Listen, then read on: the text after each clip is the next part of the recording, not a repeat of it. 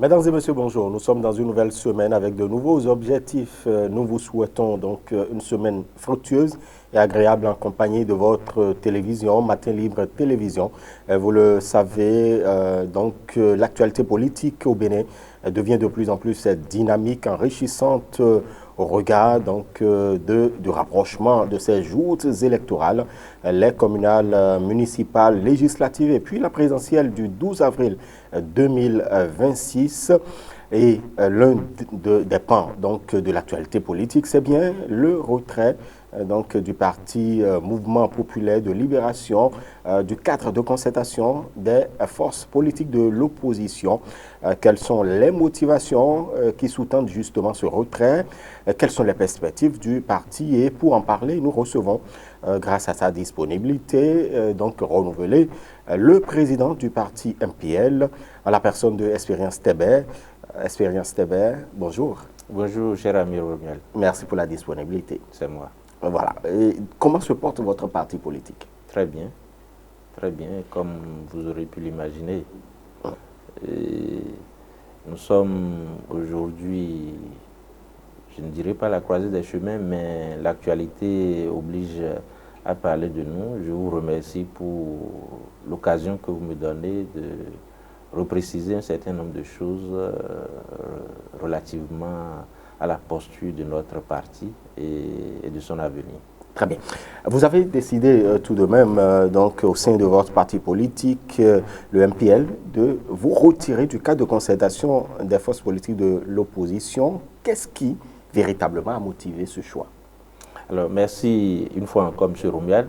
Je tiens à vous remercier doublement parce que j'ai senti que vous avez utilisé à sa juste valeur les expressions. C'est le parti Mouvement populaire de libération qui s'est retiré du cadre de concertation. Ce n'est pas Expérience Tébert, comme certains ont eu à le dire, qui s'est retiré ou a démissionné. La démission du poste de deuxième coordonnateur du cadre est une conséquence du retrait du parti du cadre de concertation. Revenons au début de l'actualité. Je voudrais vous préciser d'abord le début de cette aventure que nous avons avec nos camarades. Au lendemain des élections législatives de 2023, élections auxquelles le MPL a participé, nous avons constaté que nous n'avons pas pu faire grande performance. Pour une première participation, nous sommes retrouvés à moins de 2% des suffrages. Alors, il fallait réfléchir. En plus des difficultés d'organisation interne, est venu après le nouveau code électoral qui a relevé le seuil d'éligibilité à 20%. Qu'il vous souvienne qu'en 2023, c'était 10% pour être éligible à l'attribution des sièges. Maintenant, on passe à 20%. Dans ces conditions, vous comprenez que nous sommes condamnés à disparaître si on n'obtient pas, on tente d'y aller en 2026 et on n'a pas 20%. C'est alors que la nécessité d'une convergence au sein des forces qui parlent d'une même voix de l'opposition devrait se faire. Et nous avons participé activement à ce rapprochement, à cette mobilisation pour que toutes les forces de l'opposition puissent se mettre ensemble. C'est ainsi que naquit le 10 novembre précisément 2024, le cadre de concertation des forces politiques de l'opposition. L'objectif était clair.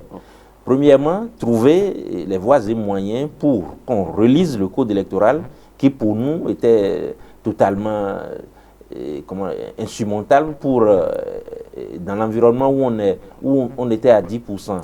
3 partis seulement ont pu maintenant avoir des élus à l'Assemblée. Si on passe à 20%, ça veut dire que, bon, là, c'est plus compliqué. Il y a le risque qu'il y ait donc un seul parti politique peut-être à l'Assemblée. Voilà, le risque est grand. Bon, alors, il fallait trouver des voies et moyens ensemble parce que nous avons, là, maintenant, nous nous retrouvons dans pratiquement un problème commun à nous tous. Nous sommes engagés dans cette bataille. Et relire le code électoral également, pour aller aux élections, c'est d'abord le fichier. La correction du fichier. Vous avez suivi tout ce qui s'est passé. Tout à fait.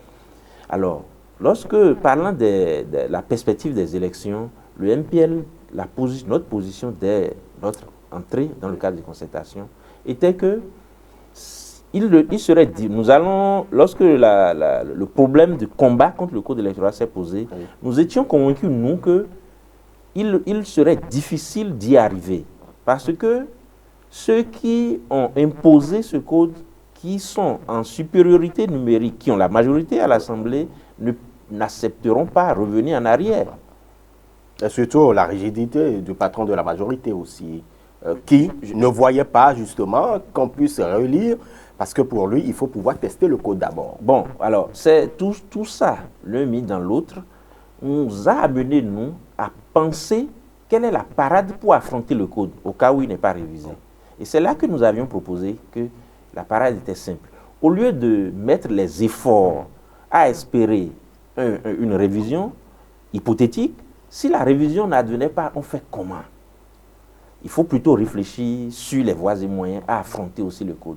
Et la voie simple que le MPL a trouvée, c'est qu'au sein de l'opposition, nous puissions ramener l'opposition également à 2 blocs, comme la mouvance, pour bénéficier de l'évaluation, pour bénéficier de l'accord de législature et de l'évaluation des 10%.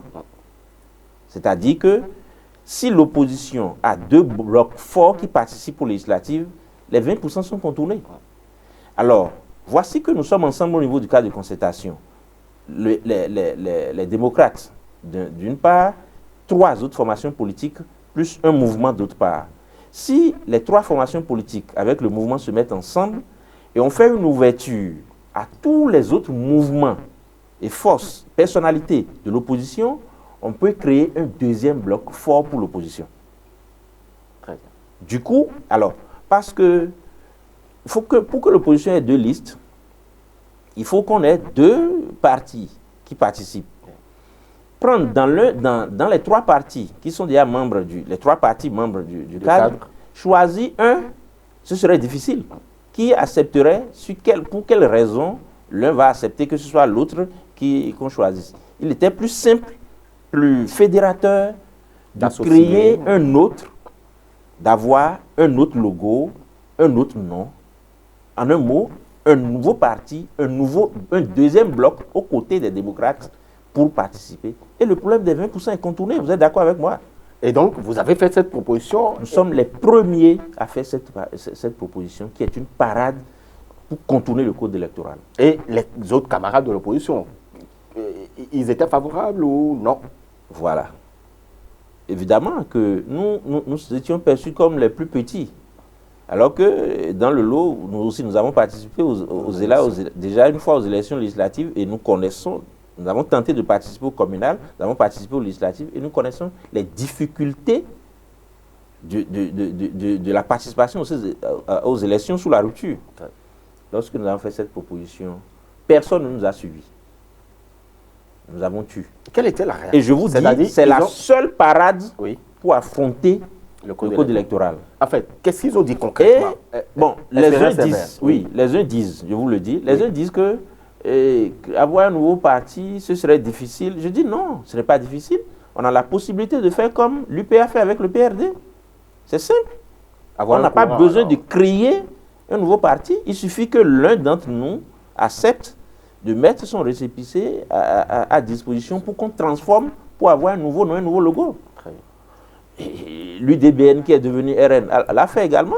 On prend un récépissé et on transforme et on dit maintenant c'est le nouveau parti. Nous tous on va en congrès pour dire bon, voici le 2e bloc de l'opposition. C'est-à-dire on s'entend sur un nom et un logo pour faire le 2e bloc de l'opposition. La parade est simple et on aurait économisé d'énergie à combattre ce code parce qu'on ramènerait le jeu à être évalué aussi à 10% comme du côté de la mouvance en ce moment. Ils n'ont pas été d'accord, les uns pour des calculs personnels, parce que certains d'entre nous, non, du moins il faut le dire, les 2 autres partis, en plus de nous qui sommes au cadre, n'avaient pas participé aux dernières législatives. On voulait parler du GSR, de la GSR et puis de NFM. Pour ne pas les citer exactement. Alors, si eux ne participent pas aux législatives de 2026, ils perdent leur récépissé. Et donc, ils tiennent à aller aux élections avec leur nom. Dites-moi, en face de la difficulté, des problèmes de notre nation, de la pauvreté ambiante, des défis que nous nous sommes donnés à relever, est-ce que c'est la guerre des logos et des égos qu'il fallait faire? Non, de mon point de vue. Et nous, qui avons plus... Donc, alors, avec cette raison, vous convenez que nous devons être un peu plus souples et flexibles. Et nous avons manifesté notre souplesse et cette flexibilité à tous les niveaux. Avec l'évolution de la situation, nous sommes approchés des élections. La question maintenant, nous avons dos au mur et finalement, tout le monde se résout à notre proposition, notre première proposition qui est d'aller aux élections avec 2 listes. Et là maintenant, on trouve que le temps est parti, qu'on ne peut plus faire le deuxième parti. Et donc, il faut choisir parmi l'un des 3 un parti qui va nous amener. C'est la résolution qui a été prise, c'est ça? Oui. Et c'est là maintenant que commence la difficulté de choisir ce deuxième parti. Parce que qui choisit? Avec toute sagesse, oui, le MPL n'a pas demandé à être choisi pour porter la liste. Nous avons dit que les 2 autres puissent s'entendre pour choisir un, s'entendre et désigner un. Et nous suivons. Très bien. Ce serait notre choix. De réunion en réunion, de concertation en concertation, jusqu'au jeudi dernier, je vous informe qu'ils n'ont pas pu encore s'entendre. Parallèlement, un des partis lance un autre cadre pour dire qu'elle est en train d'aller aux élections. Vous avez suivi ça? Vous voulez parler de la nouvelle, effectivement. Qui a dit, bon, oui, avec d'autres camarades, d'autres partis en gestation, d'autres mouvements, eux, ils sont en train d'aller aux élections et se mettent à préparer sa liste. Est-ce qu'ils vous ont informé? Ils vous ont informé d'abord? Nous l'avons appris dans les médias. Et lorsque monsieur le président de la FNN a été interpellé, les arguments avancés n'ont pas convaincu les camarades, au point où nous lui avons demandé de faire un communiqué pour préciser sa situation, pour repréciser son appartenance entière au cadre. Communiqué qui n'est pas venu jusqu'à ce jour. Alors, c'est dans cette situation que nous nous trouvons par rapport aux élections.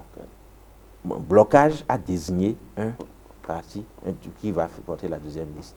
Et nous qui avons manifesté notre souplesse à accepter quiconque. Alors que, M. Romiad, dans cette perspective de choisir un parti parmi les 3, qui étaient ceux qui étaient à même d'exiger? Qui sont ceux qui peuvent penser avoir la légitimité d'être désignés? Par expérience, le MPL pouvait dire que, puisque nous avons l'expérience des élections, c'est nous qui allons le faire. Mais par sagesse, nous n'avons pas demandé... Vous n'étiez pas exigeant? Non, nous avons dit exactement, c'est le mot que nous avons utilisé. Nous n'avons aucune exigence. Nous faisons tous les sacrifices pour que l'unité puisse être sauvegardée. Mais les 2, chacun a commencé par s'organiser dans son camp. J'ai demandé au président Avoyon, mais il dit non, que lui, il a déjà presque bouclé sa liste pour les législatives. Pas presque, il a bouclé. Au GSR, il dit qu'il est en train de compiler déjà sa liste à 85%. Et nous sommes bras croisés comme des orphelins. Très bien. Et donc, c'est ça qui... Un aspect. Second aspect. Oui. Nous avons lancé ce cadre de concertation. Nous avons pris un certain nombre d'engagements ensemble devant le peuple que vous avez suivi. Vous savez pourquoi c'est sur les réseaux sociaux que nous apprenons tous, par exemple, que le camarade Daniel Eda est candidat, sans faire l'amitié d'informer ses camarades que, voilà, je veux lancer, j'ai envie d'être candidat et comme je vous ai dit au début, je suis intéressé par la présidentielle, donc je lance ma candidature. Et donc le cadre de concertation n'était pas informé? Jusqu'à ce jour, nous ne sommes pas informés. Puis, depuis février, le camarade Daniel n'est même pas venu aux réunions du cadre. Depuis février. Il se fait représenter, oui. Alors que la coordination du cadre, nous sommes entendus au début pour dire que exclusivement les chefs de parti et les responsables qui sont habilités, qui vont faire. On ne peut pas se faire représenter à cause des débats et des discussions qui sont. Depuis février, il n'est pas là. Et donc c'est des situations qui... Il rentre il y a quelques jours, c'est dans les médias que nous voyons ça. Il se fait recevoir par le président Yahi. À quelle fin? On ne comprend pas. Donc lorsque nous parlons d'un problème de cohésion, vous comprenez les quelques éléments que je viens de vous citer. Je ne veux pas aller plus loin parce que, d'abord, je vais vous revenir derrière pour vous dire que lorsque le MPL a décidé, au niveau de ces instances, de se retirer du cadre, nous n'avons pas voulu en faire un événement. Nous avons voulu partir sans tapage pour ne pas être perçu comme l'entité qui a envie de s'aimer une division. C'est pour ça que ce n'est pas une lettre que nous avons voulu informer simplement le coordonnateur que nous sommes retirés. Mais c'est les esprits malveillants au sein du cadre qui ont fait chuter la lettre. Sinon, on n'a pas voulu informer même les médias. Nous sommes retrouvés face à une situation de blocage. Est-ce qu'avant de décider d'envoyer cette lettre, vous avez échangé, vous avez quand même donné quelques indices de ce que, si peut-être ce n'était pas respecté, vous alliez partir? Non, écoutez, nous avions dos au mur. Je viens vous donner 2 éléments. Nous avons dos au mur. Ce qui intéresserait le mouvement populaire de libération avec nous, notre parti, en termes des défis de 2026, c'est les législatives et les communales. Et à ce niveau, je suis allé jusqu'à leur dire que je ne suis pas intéressé à être candidat, ni pour les législatives, ni pour les communales. Donc, je ne représente pas un enjeu qui dérange un intérêt du groupe. Je suis allé jusqu'à dire ça, à plusieurs niveaux. Vous étiez prêt pour le sacrifice? Tous les sacrifices. Mais on n'avance pas. Et parallèlement, chacun de son côté fait ce qui lui semble.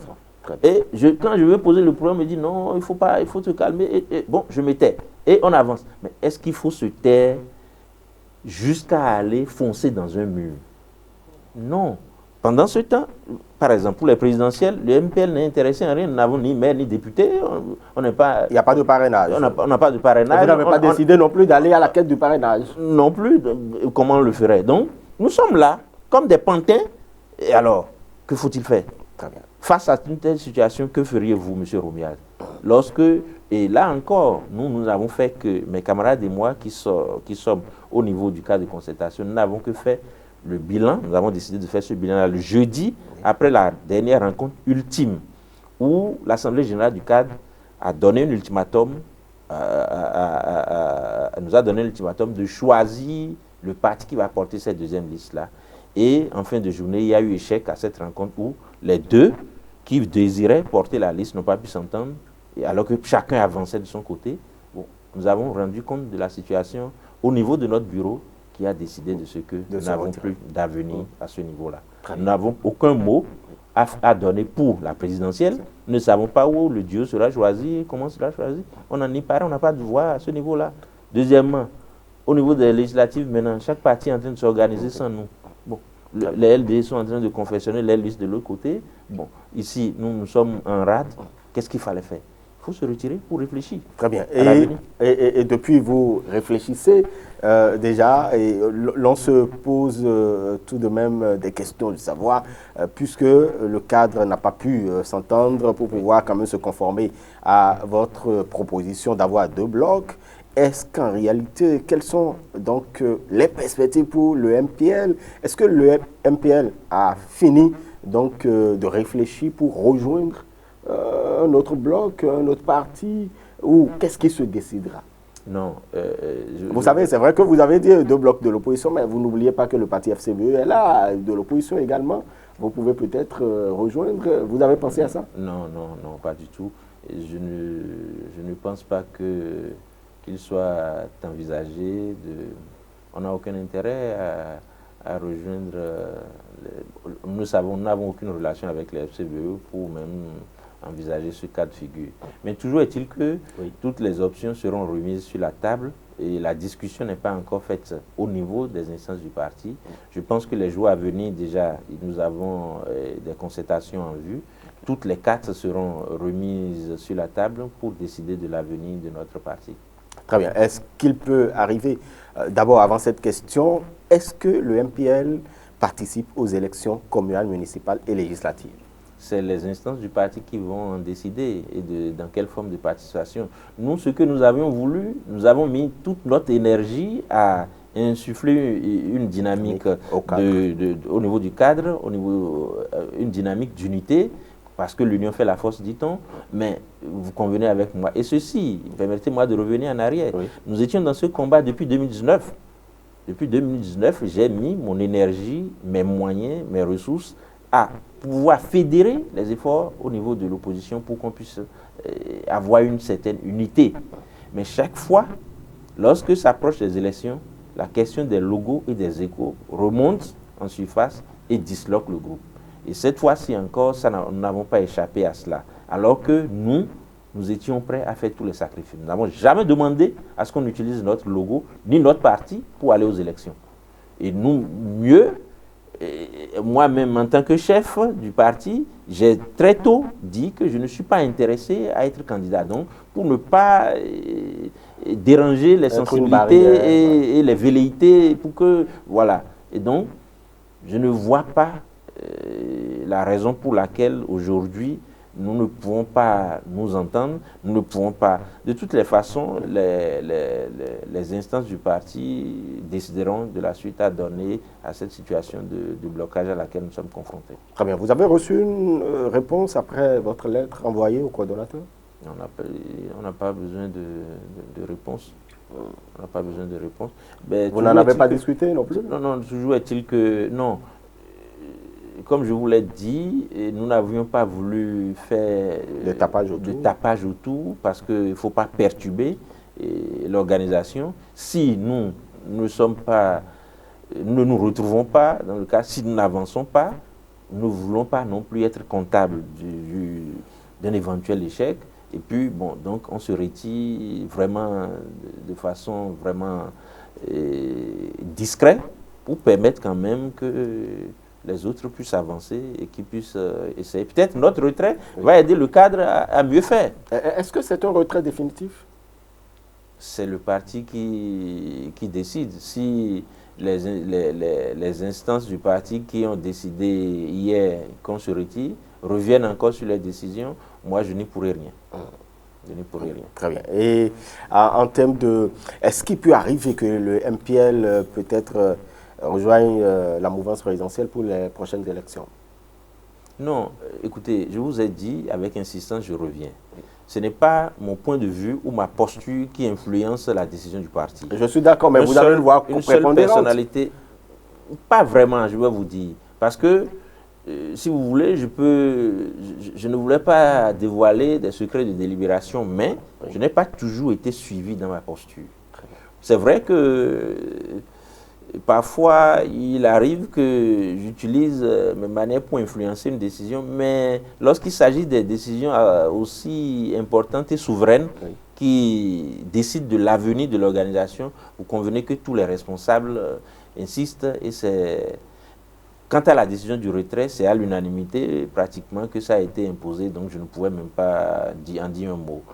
Et même pour intégrer le cadre, c'était pareil, c'est pas moi qui ai décidé, c'est à l'unanimité, c'est autour d'une délibération au niveau du bureau que nous avons décidé. Les avis étaient partagés, les avis étaient, on n'avait pas reçu, comment appelle-t-on, une unanimité autour de la question, mais j'étais de ceux qui pensaient que nous avons notre avenir à aller mettre notre relative jeunesse couplée avec notre expérience au service du cadre pour que nous puissions tisser quelque chose de grand. Nous avons fait tout ce qui est en notre pouvoir en faisant abstraction de nos intérêts, de notre logo, de nos égos. Et personnellement, je suis allé jusqu'à renoncer à tout pour que nous puissions créer une harmonie vivable. Mais il se trouve que nous avons... Il y a beaucoup d'intérêts qui perturbent. Voilà, certains tiennent les intérêts individuels ont primé sur l'intérêt général. Est-ce que, par exemple, quand on prend, après quand même la publication de votre communiqué, oui, vous avez vu quand même le tollé ou les commentaires que cela a suscité, donc pas de cohésion au sein de l'opposition, MPL quitte, tel ou tel autre. Quelle est votre réaction par rapport à ces commentaires? Non, je regrette que les choses aient pris cette allure. Je vous ai dit, nous n'en avions pas voulu ça. On voulait nous retirer discrètement et pour leur permettre de mieux s'organiser. Peut-être que notre retrait allait accélérer la cohésion, ramener et accélérer la cohésion. C'est ce que nous avons pensé. Mais je ne sais pas pourquoi ceux qui ont fait ça ont mis l'information sur la place publique. Je ne sais pas pourquoi. Je vous fais la confidence, j'étais dans un groupe.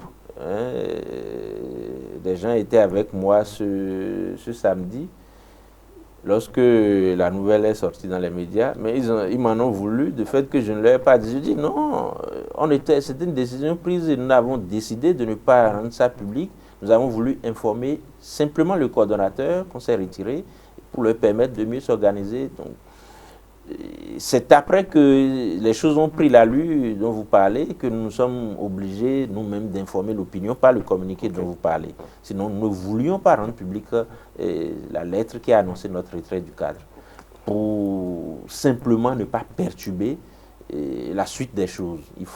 Nous avons voulu ne pas être désigné quand même comme le groupe qui amène une division ou qui empêche d'avancer. Voilà. Notre intention n'est pas d'empêcher d'avancer, que ce soit dans l'un ou d'autres des cas. Voilà. Est-ce que la désignation quand même du candidat de la mouvance a précipité les choses à votre niveau? Voilà, c'est beaucoup. J'ai reçu pas mal de réflexions dans ce sens, mais comme je vous le dis, vous convenez avec moi que ça n'a rien à voir. Ça n'a rien du tout. Nous, on ne suit pas le calendrier de la mouvance. On ne suit pas son calendrier, on ne sait pas ce qui s'y fait ou ce qui ne s'y fait pas. Et pour ceux qui veulent le savoir, ceux qui m'ont posé la question en intimité, est-ce que ce n'est pas parce que vous voulez soutenir? Je dis non. Jusqu'à ce jour, je vous le dis publiquement, je n'ai aucun contact avec M. Wadahi. Je ne l'ai jamais rencontré, je ne l'ai jamais dit bonjour, jusqu'au moment où je suis sur vos médias. Donc ce n'est pas ça. La question, c'est que lorsque vous vous mettez dans ma peau, responsable de groupe, vous êtes dans un groupe et vous devez préserver, vous devez défendre les intérêts de vos camarades. Je suis allé jusqu'à dire même, j'ai été surpris quand mes camarades disent, nous sommes venus ici pour défendre les intérêts de notre parti. Je dis non, on ne doit pas dire ça. On est venu ici pour défendre l'intérêt général, l'intérêt de tout le monde. Et pourtant, en tant que responsable, je pouvais aussi dire que je défends les intérêts des miens. Je n'ai jamais fait ça. Et c'est pour ça que je suis dérangé aujourd'hui d'entendre certains commentaires de certains tatarins qui n'ont rien dans la tête, qui font des supputations. Bon, je suis pris. J'ai entendu des Bon, on ne va pas dire qu'ils n'ont rien dans la tête. Ils commentent l'actualité. Ils commentent les faits. Non, je sais de ceux que je parle. Je parle pas je sais de ceux dont je parle. Ils se connaissent. Ils se connaissent. Parce que oui, si vous êtes incapable de rester dans le pays pour faire le combat, pour vous exprimer, et vous vous retrouvez de l'autre côté des frontières, vous faites des supputations et des incantations, moi je dis c'est des lâches qui devraient se mirer dans le miroir avant de bavarder. Parce qu'on dit quelque chose un jour, le lendemain on dit le contraire. Bon, on aura le temps de revenir sur le cas de ceux-là, mais retenez que nos postures, nos prises de position sont guidées par l'intérêt général et que ce n'est pas... J'ai tout sacrifié, j'ai tout mis au service de l'intérêt général. Je ne sais pas fondamentalement ce qui m'empêcherait de dire ce que je pense, de choisir la posture qui est la meilleure, qui est la mienne, et qui sait l'intérêt général. Je ne sais pas ce qui va m'en empêcher. Et donc, je l'ai fait, et je l'ai fait pendant 9 ans, et aujourd'hui, je suis dérangé que certains bluffeurs puissent facilement penser que c'est parce que c'est à cause des élections qui viennent que nous prenons ce genre de posture. Non, rassurez-vous, c'est parce que nous sommes dans une situation de blocage. Nous n'avions plus un avenir à défendre à ce niveau-là. Et lorsque vous ne savez pas où vous allez, au moins vous pouvez savoir d'où vous venez et vous reculez. Et donc aujourd'hui, nous allons nous rasseoir et réfléchir, penser notre avenir. Et quels sont les défis aujourd'hui pour le MPL? Oui, effectivement, en face des élections générales de 2026, les défis sont énormes pour nous. Vous savez que nous sommes un parti jeune. C'est vrai que nous avons participé aux dernières législatives avec des résultats mitigés. Et que même si on ne participe pas aux législatives de 2026, nous existerons jusqu'en 2031. Mais la position qui sera la nôtre autour de ces élections, notre participation autour de ces élections doit déterminer notre avenir. Et c'est pour ça qu'il apparaît nécessaire que nous puissions nous asseoir et bien analyser la situation et savoir est-ce que c'est en étant spectateur ou bien acteur d'une autre façon que nous nous allons déterminer cet avenir vers 2031. Ce qui est sûr, les événements ne viennent que de commencer et les discussions, la suite des événements qui vont venir détermineront ce que sera la posture du MPL pour les élections générales et pour la suite de l'avenir de notre nation. Très bien. En fait, nous avons compris, donc, Espérance TV, que vous tenez à ce que vous ne portez que la voix de ceux qui sont membres de votre parti politique. Mais s'il arrivait que, par exemple, un parti de l'opposition décidait à choisir un candidat, un duo de candidats, est-ce que vous allez pouvoir convoyer vos énergies vers ce candidat, ce duo de candidats dans l'opposition? Bien sûr, c'est pas. Pourquoi voulez-vous que ça soit exclu? Bien sûr. Bien sûr. Vous le défendrez au sein du parti? Non, le parti décidera. J'insiste là-dessus. Et ça, lorsque vous rencontrez n'importe quel responsable de notre parti, vous leur demanderez. Je n'impose jamais mon point de vue sur une question.